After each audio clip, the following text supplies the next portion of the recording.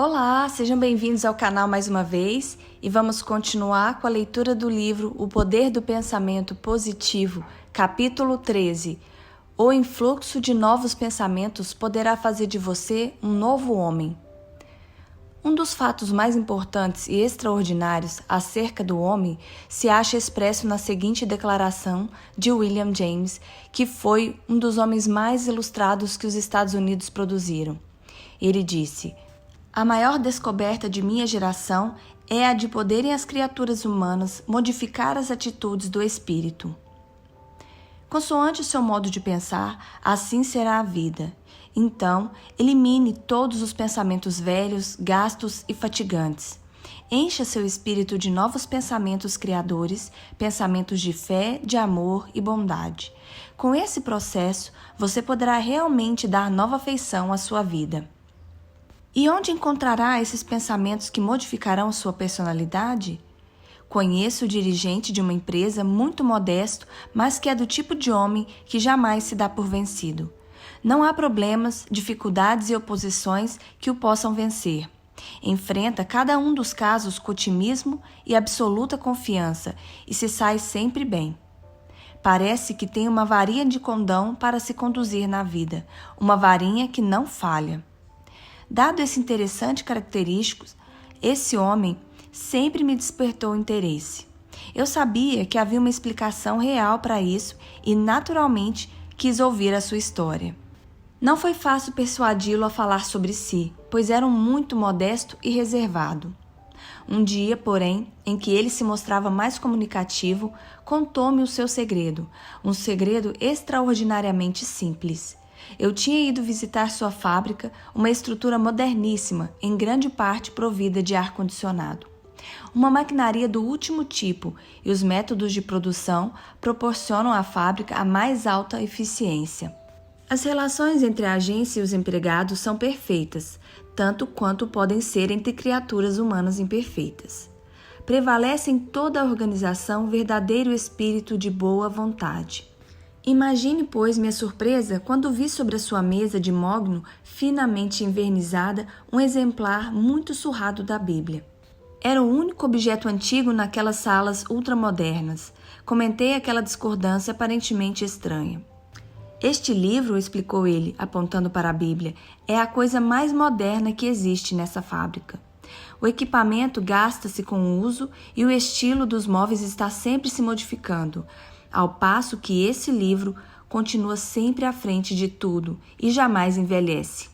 E ele continua explicando: "Quando entrei para o colégio, minha mãe, que era uma boa cristã, deu-me essa Bíblia, aconselhando-me que a lesse e pusesse em prática seus ensinamentos.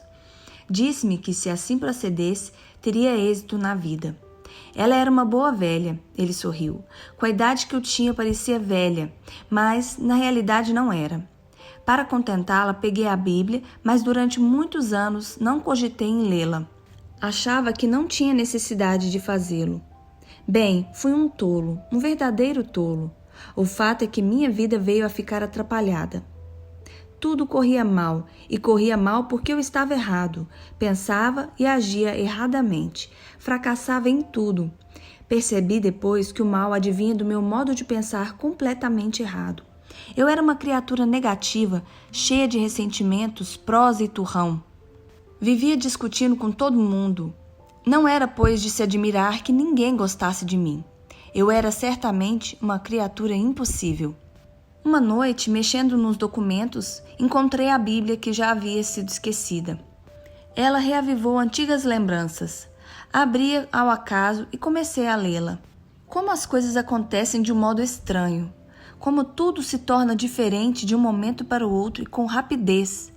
Quando estava lendo, uma sentença me saltou logo à vista, uma sentença que modificou a minha vida. Quando digo que mudou, quero dizer que de fato mudou radicalmente minha existência. Desde o momento em que a li, tudo se tornou diferente, bem diferente." "E qual é essa sentença maravilhosa?" indaguei. "Deus é a força de minha vida, e com isso me sentirei confiante." Salmo 27:13. Continuou depois. Não sei por que ela me afetou tanto, mas o fato é que exerceu grande influência sobre mim. Sei agora que fui fraco e um fracassado, porque não tinha fé, não tinha confiança em mim. Eu era demasiado negativo, um derrotista. Algo acontecera em meu espírito naquela ocasião. Eu penso que passei por aquilo que se chama experiência espiritual. O padrão de meus pensamentos mudou completamente. De negativo, passou a positivo. Resolvi depositar minha fé em Deus e esforçar-me por tornar-me melhor e procurar sempre seguir os princípios expostos na Bíblia. Vim a adquirir uma nova afeição para os meus pensamentos. Com o tempo, todas aquelas ideias mórbidas se foram eliminando graças àquela nova experiência espiritual. Gradativamente, o influxo de novos pensamentos fez de mim uma nova criatura. E assim terminava a história do industrial. Ele modificou o seu modo de pensar. As novas ideias se sobrepuseram às antigas que tanto o haviam prejudicado. Sua vida tomou um novo rumo. Esse incidente ilustra um importante fato acerca da natureza humana. Você, com seus pensamentos, poderá ser um fracasso e um infeliz ou um vitorioso e feliz. O mundo em que vivemos não é essencialmente determinado pela condição e circunstâncias exteriores, mas sim pelos pensamentos que comumente ocupam nosso espírito. Lembre-se das sábias palavras de Marco Aurélio, um dos grandes pensadores da antiguidade. A vida do homem é guiada pelos seus pensamentos. Tem-se dito que o mais douto dos homens que viveram nos Estados Unidos foi Ralph Emerson, o sábio da concórdia. Declarou ele: o homem é aquilo em que ele pensa constantemente. Um célebre psicólogo disse: há uma profunda tendência na natureza humana em tornar-se precisamente semelhante àquilo em que habitualmente se crê. Ouve-se falar que os pensamentos têm força dinâmica. Julgados pelo poder que exercem, pode-se admitir muito bem tal asserção. Com eles, você poderá criar situações boas ou más. Eles poderão fazê-lo uma pessoa doente. Poderão fazê-lo também sentir-se bem se forem de uma feição sadia. Pense de um modo e atrairá para si determinadas condições. Pense de outro modo e criará para si condições completamente diferentes. As condições que vêm a estabelecer-se são justamente aquelas que os seus pensamentos atraírem. Pense positivamente, por exemplo, e estará pondo em movimento forças positivas que trarão resultados positivos. Os pensamentos positivos criam em volta de si uma atmosfera que é propícia ao desenvolvimento de resultados positivos. Ao contrário, alimente pensamentos negativos e criará em volta de si uma atmosfera apropriada para o desenvolvimento de resultados negativos. Para modificar as circunstâncias que o cercam, comece a pensar diferente. Não aceite passivamente circunstâncias que não são satisfatórias. Forme no espírito o quadro de como elas devem ser. Conserve-o, desenvolva em todos os detalhes, creia nele, ore e se esforce para que se materialize de acordo com a sua imagem mental. É uma das maiores leis do mundo. Pudesse eu tê-la descoberto quando era moço. Surgiu-me muito depois na vida. Achei-a uma das maiores descobertas, se não a maior descoberta fora de minha relação com Deus. Em um sentido mais profundo, essa lei é um fator na relação com Deus, porque canaliza a força de Deus para a personalidade do homem. Essa grande lei, enunciada de uma maneira breve e simples, é a seguinte: se você pensar em termos negativos, terá resultados negativos. Se em termos positivos, terá resultados positivos. Esse é o fato simples que está na base de uma extraordinária lei de prosperidade e êxito. Bastam poucas palavras. Tenha fé e haverá de vencer. Aprendi essa lei de uma maneira bem interessante. Há uns anos atrás, eu, Lou Thomas e outros organizamos uma revista de alcance espiritual intitulada Guidepost. Ela tem uma dupla função. Primeiro, ao relatar histórias de pessoas que pela fé haviam vencido dificuldades, ensina normas para se vencer na vida, vencer o temor, as circunstâncias, os obstáculos e os ressentimentos. Ensina como dominar pela fé toda sorte de negativismo. Segundo, como publicação sem finalidade de lucros, apartidária e visando a generalização da fé, Ela ensina o grande fato de que Deus paira sobre a corrente da história e que os Estados Unidos foram fundados com a crença em Deus e em suas leis. A revista lembra aos seus leitores que os Estados Unidos são a primeira grande nação na história a se estabelecer sobre premissas definitivamente religiosas, sem as quais a sua liberdade perecerá. O Sr. Raymond, como editor, e eu, como redator, não tínhamos nenhum suporte financeiro para garanti-la quando iniciamos as publicações.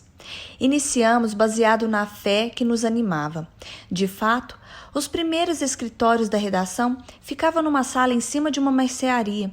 Tínhamos uma máquina de escrever que era, aliás, emprestada e algumas cadeiras fracas. Só isso. Mas possuíamos uma grande ideia e uma grande fé. Aos poucos, a lista de assinantes atingiu a cifra de 25.000. O futuro parecia promissor. Aconteceu que numa noite irrompeu um incêndio que numa hora destruiu a casa e com ela a lista completa dos assinantes. O pior é que não tínhamos uma cópia da lista. Lowell Thomas, leal e eficiente patrocinador do Guidepost desde a sua fundação, mencionou essa triste circunstância pelo rádio e, como resultado, tivemos logo 30.000 assinantes, praticamente todos os antigos e muitos novos. A lista de assinantes subiu aproximadamente a 40.000, mas o custo da revista aumentou ainda mais rapidamente. Vendíamos o Guidepost abaixo do preço de custo a fim de espalhar as mensagens.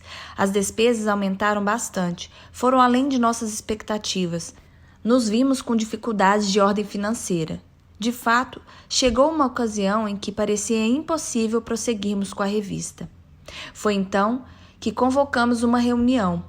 Eu nunca presenciei uma reunião que se iniciava de maneira mais pessimista, mais negativa e mais desanimadora do que aquela. Onde íamos conseguir o dinheiro para pagar as nossas contas? Tínhamos convidado para a reunião uma senhora a qual tínhamos em alto conceito. Uma das razões de a termos convidado foi por ela ter, numa ocasião, contribuído com $2.000 para a fundação da revista. Esperávamos que talvez viesse a fazer nova contribuição. Desta vez, porém, dela recebemos algo mais valioso que o dinheiro. Ela permaneceu muito tempo silenciosa enquanto debatíamos o problema, até que por fim resolveu falar. Suponho que os senhores desejariam que eu fizesse mais uma contribuição financeira. Creio que devo tirá-los da dúvida. Não vou dar mais nenhum centavo. Essa declaração como que nos mergulhou num abismo. Mas vou dar-lhes algo mais precioso que o dinheiro, acrescentou ela. Ficamos um tanto surpreendidos, pois não podíamos realmente imaginar que houvesse qualquer coisa mais preciosa que o dinheiro naquelas circunstâncias. Vou dar-lhes uma ideia criadora, continuou. Ora, uma ideia. Como iríamos pagar as contas com uma ideia? Perguntamos a nós mesmos, sem entusiasmo algum. Mas é justamente uma ideia que nos auxilia a pagar as contas. Todas as realizações neste mundo foram frutos de uma ideia criadora. Primeiro a ideia, depois a fé nela e, em seguida, os meios para levá-la avante. É assim que se consegue o êxito. A ideia é a seguinte: quais são as dificuldades do momento? Elas, falta-lhes tudo. Falta-lhes dinheiro, assinantes, equipamentos, ideias, coragem. Por que faltam todas essas coisas? Simplesmente porque estão sempre pensando nessas deficiências. Com esse modo de pensar, estão criando condições que produzem esse estado de coisas. Com essa atitude mental, estão tolhendo as forças criadoras que poderiam dar impulso ao desenvolvimento do Guidepost. Os senhores têm trabalhado arduamente para levar avante uma nobre tarefa, mas têm deixado de fazer uma coisa importantíssima, que daria forças a todos os seus outros esforços. Não têm pensado de um modo positivo. Ao contrário, têm sempre pensado em termos de deficiências. Para corrigir essa situação, procedam de modo contrário. Comecem a pensar em prosperidade, realizações e sucessos. Isso requer prática, mas pode ser feito rapidamente se demonstrarem possuir fé. O processo é encarar a questão sobre esse aspecto, isto é, ver o Guidepost em termos de brilhante prosperidade. Imaginem o Guidepost como sendo uma grande revista espalhando-se por todo o país. Imagine um considerável número de leitores lendo as suas crônicas inspiradoras e lucrando com elas. Criem uma imagem mental das vidas que se estão modificando graças à brilhante filosofia que o Guidepost ensina mensalmente em suas edições. Não pense em dificuldades e fracassos, ao contrário. Faça com que o seu espírito paire acima de tudo isso e se concentre em apenas uma força criadora.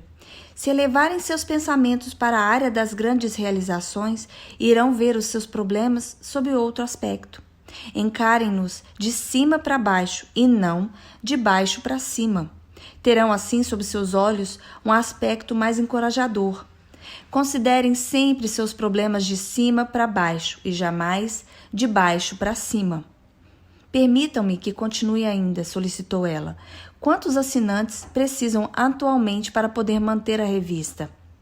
Fizemos um rápido cálculo mental e dissemos 100.000. Tínhamos 40.000. Muito bem, não é coisa difícil, declarou ela com confiança. É fácil. Imaginem 100.000 pessoas que estejam sendo auxiliadas espiritualmente por esta revista e haverão de consegui-las. De fato, assim que vocês verem em seu espírito, vocês as terão. Ela virou-se para mim e perguntou: Norman, pode o senhor ver agora, neste momento, 100.000 assinantes? Olhe bem além. Os olhos de seu espírito podem enxergá-los? Suas palavras não me tinham ainda convencido. Foi um tanto duvidosamente que confessei. Pode ser que eu enxergue, mas eles parecem estar um tanto obscuros para mim. Achei que a minha resposta a tinha desapontado, pois insistiu. Não pode conceber na imaginação 100.000 assinantes? Creio que a minha imaginação não estava funcionando muito bem, pois tudo o que podia enxergar era aquele número insuficiente, porém real, de 40.000. Ela se voltou então para meu velho amigo Raymond, que havia sido abençoado com uma gloriosa e vitoriosa personalidade, e perguntou-lhe, chamando pelo apelido: Pique, você pode conceber no espírito 100.000 assinantes? Tive minhas dúvidas que ele o pudesse. Raymond é um fabricante de artefatos de borracha que espontaneamente dava uma parte de seu tempo para nos auxiliar a levar avante a nossa revista altruística. Não era de se supor que um fabricante de artefatos de borracha fosse compreender aquela sua expectativa. Mas o fato é que ele tem a faculdade de conceber coisas criadoras. Notei na expressão iluminada de seu rosto que ela o convencera. Ele ficou durante algum tempo com os olhos cravados num ponto, deixando transparecer neles uma expressão de admiração. Você está enxergando os 100.000 assinantes, Pink? Sim, estou enxergando-os, respondeu ele empolgado. Onde? Aponte-os, pedi a ele, admirado com o fato. Foi então que comecei também a idealizá-los. Agora vamos abaixar as cabeças e juntos agradecer a Deus por nos dar 100.000 assinantes, propôs a nossa amiga. Francamente, achei que era exigir muito de Deus, mas era justificável, pois bem diz o versículo das Escrituras: e todas as coisas que pedires na oração, tu as receberás se tiveres fé. Mateus 21:22. Quer dizer, quando suplicar alguma coisa em sua oração, deverá imaginá-la na mesma ocasião em que fizer a sua prece. Creia que se for vontade de Deus e se for digna, se não for um pedido egoístico, mas sim um pedido para o bem da criatura humana, aquilo que for solicitado será dado. Se você tiver dificuldade em seguir esse raciocínio, permita-me dizer-lhe que depois daquela reunião que tivemos, até o presente momento que escrevo esse livro, nada faltou ao Guidepost. Encontramos excelentes amigos e tivemos um belo apoio financeiro. Pudemos sempre solver os nossos compromissos. Compramos os equipamentos de que necessitávamos e pudemos custear a revista. Ao escrever estas palavras, posso dizer que o número de assinantes está se aproximando da casa dos 500.000. Estamos recebendo novos assinantes regularmente, às vezes em números de 3 ou 4.000 por dia. Se narrei este caso, não o fiz com o intuito de fazer propaganda para o Guidepost, se bem que recomendo esta revista a todos os meus leitores. Conto esta história porque foi uma experiência extraordinária que tive. Percebi que me vi frente a uma lei formidável da vitória pessoal. Resolvi aplicá-la dali por diante a meus próprios problemas. Toda vez que apliquei, obtive resultados maravilhosos. Quando deixava de aplicá-las, os resultados eram medíocres. É extremamente simples. Coloque seus problemas nas mãos de Deus. Em seus pensamentos, encare-os sempre de cima para baixo e não de baixo para cima. Examine-os de conformidade com a vontade de Deus, isto é, não procure obter êxito com alguma coisa que não seja justa. Tenha certeza de que ela seja moral e espiritualmente sã. Você não poderá obter resultado certo de algo que está errado. Seus pensamentos devem sempre ser justos em toda a sua essência, sem que os resultados serão forçosamente nulos. Então, assegure-se de que trata de uma causa e mantenha em nome de Deus, concebendo ao mesmo tempo um bom resultado. Mantenha sempre a ideia de prosperidade e de boas realizações.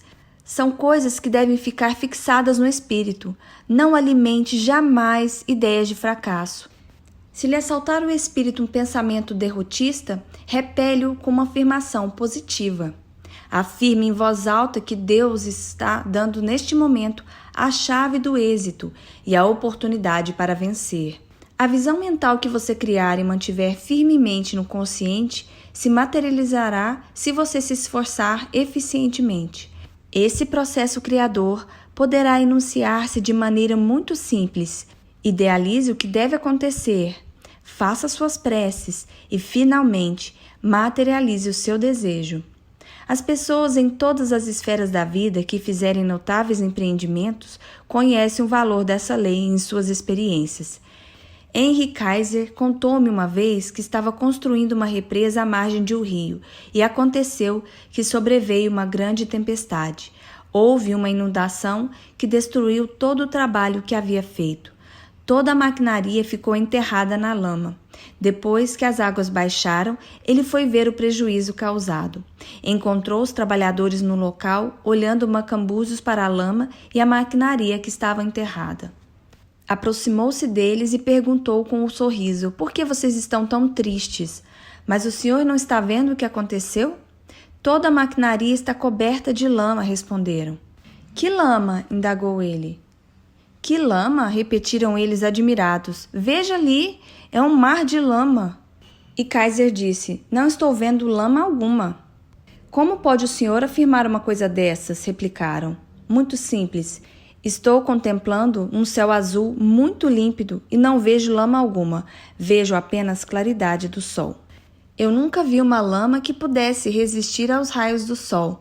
Logo ela ficará seca e vocês poderão retirar a maquinaria e recomeçar o trabalho." Como ele tinha razão. Se seus olhos estiverem contemplando a lama e você sentir uma espécie de fracasso dominá-lo, você criará para si as condições para uma derrota. As ideias otimistas, combinadas com a prece e a fé, tornarão inevitáveis a vitória e o êxito. Outro amigo que saiu do nada realizou obras extraordinárias. Lembro-me de seus tempos da escola. Era um menino do campo, uma criatura desajeitada, desagradável e muito acanhada. Mas tinha caráter. Tinha um espírito arguto como poucos. Hoje é um homem preeminente no seu ramo de negócios. Perguntei-lhe qual era o segredo de seu êxito. "Devo o meu êxito às pessoas que trabalham comigo durante todos esses anos e à ilimitada oportunidade que os Estados Unidos oferecem a qualquer rapaz", respondeu ele. "De fato, sei que isso é verdade, mas tenho certeza que você deve ter alguma técnica pessoal. Gostaria de conhecê-la", disse. "Tudo depende da maneira de se encarar os problemas", esclareceu ele. "Costumo esmiuçá-los no espírito. Primeiro, concentro neles toda a minha força mental. Segundo, faço uma prece sincera.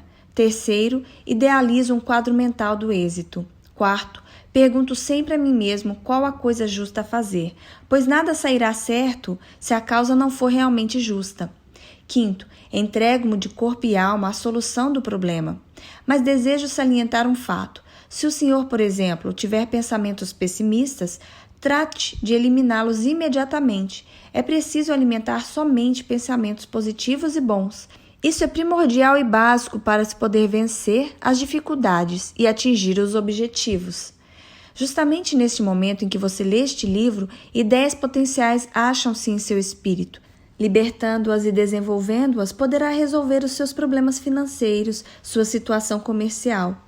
Poderá cuidar de si e de sua família e conseguir o êxito em seus empreendimentos. Um influxo constante de pensamentos criadores e o uso prático deles poderão dar-lhe vida nova e poderão fazer de si um novo homem. Houve um tempo em que eu alimentava uma tola ideia, julgava que não havia relação entre a religião e a prosperidade, que quando se falava sobre religião, não se devia relacioná-la com as realizações materiais e que ela se ligava apenas a questões de ordem moral e a valores sociais. Mas agora compreendo que tal ponto de vista limita o poder de Deus e o desenvolvimento do indivíduo. A religião nos ensina que há uma tremenda força no universo, força esta que pode residir na personalidade. É uma força que tem o poder de vencer todo o derrotismo e fazer com que uma pessoa paire acima de todas as situações difíceis. Vimos a demonstração de energia atômica. Sabemos que essa assombrosa e formidável energia existe no universo. Essa mesma força de energia reside no espírito humano. Nada na Terra supera o espírito em força potencial. O indivíduo normal tem a capacidade de fazer grandes realizações. É uma verdade evidente. Quando você aprender a libertar o seu espírito, descobrirá que ele contém ideias de tal valor criador que todas as suas necessidades poderão ser atendidas. Com o uso apropriado e completo de suas forças, estimuladas pelo poder divino, você poderá ser bem-sucedido na vida. Poderá fazer a sua vida trilhar o curso que desejar. Poderá conseguir aquilo que idealizar e em que acredita. Tudo que for objeto de suas preces e de seus esforços. Sonde o seu espírito. Há nele coisas extraordinariamente maravilhosas. Poderá melhorar a sua situação, seja ela qual for. Primeiramente, tranquilize o espírito a fim de que as inspirações possam vir à tona. Deve crer que Deus o está auxiliando agora. Conceba no pensamento a ideia do êxito. Organize sua vida numa base espiritual a fim de que os princípios de Deus operem no seu eu. Mantenha firmemente no espírito o quadro do êxito e não do fracasso.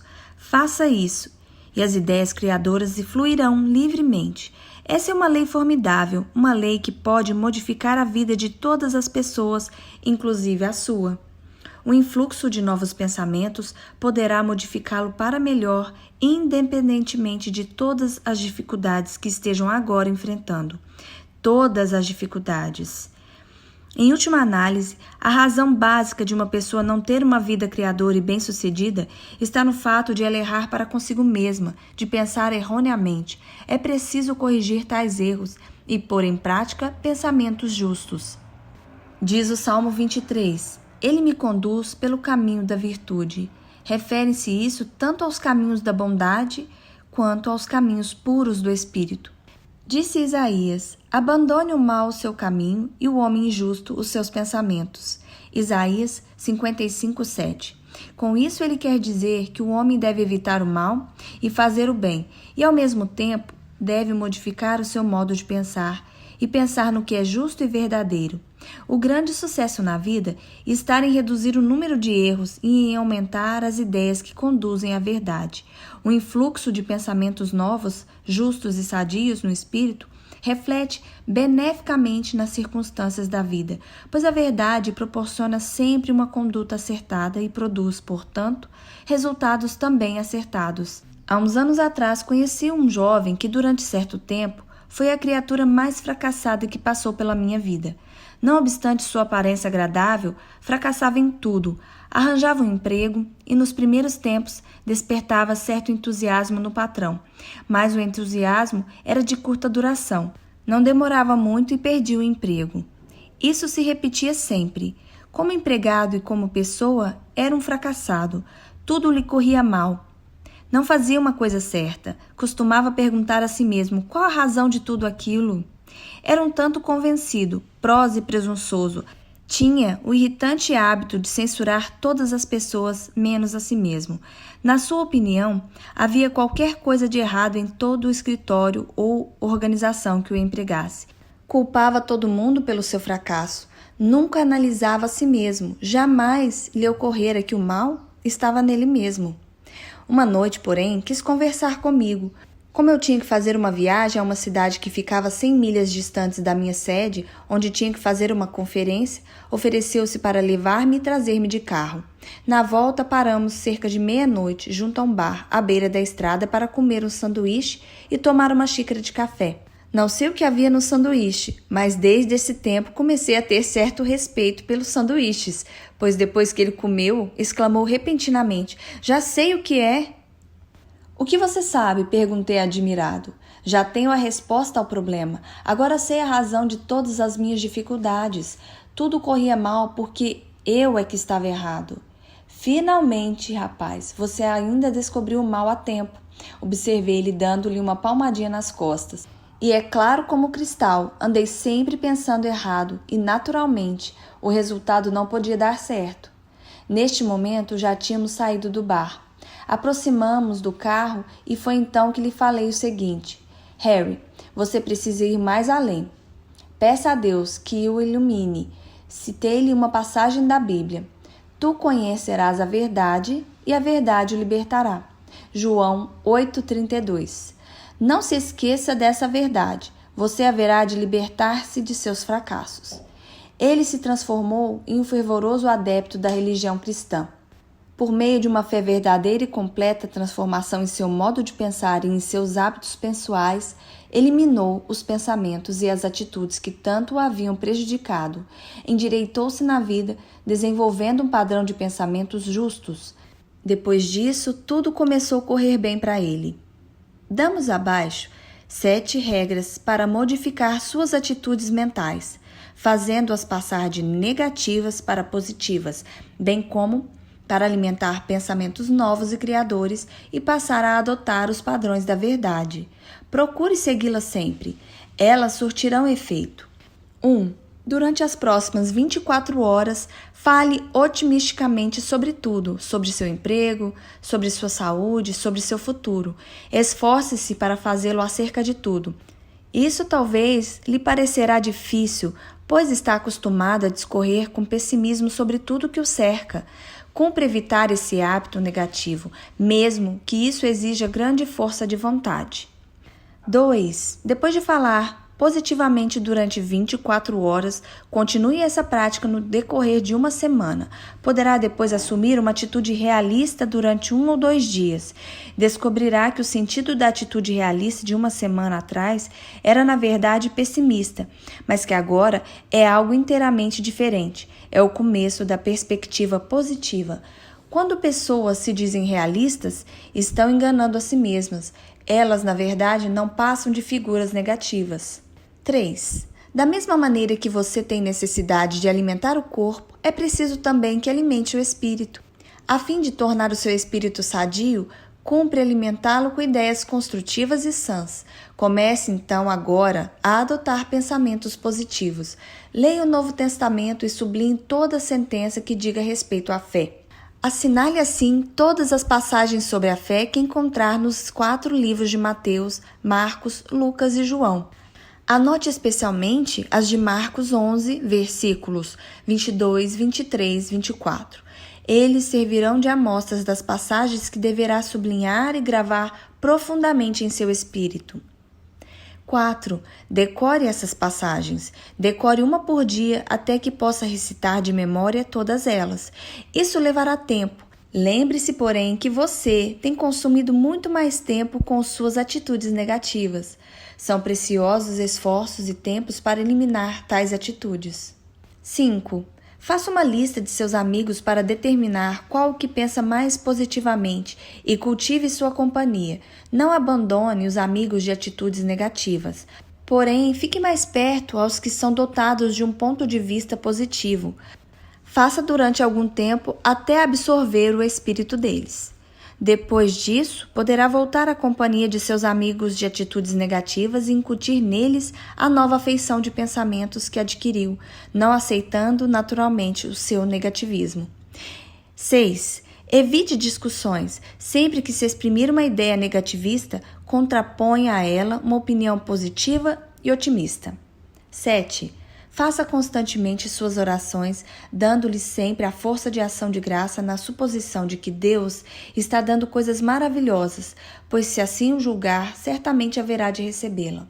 Deus lhe dará apenas as bênçãos segundo a sua fé. Ele deseja te dar grandes coisas, mas mesmo Ele não poderá fazê-lo receber mais do que aquilo que você tem fé. De acordo com a tua fé, é que receberás. Mateus 9:29.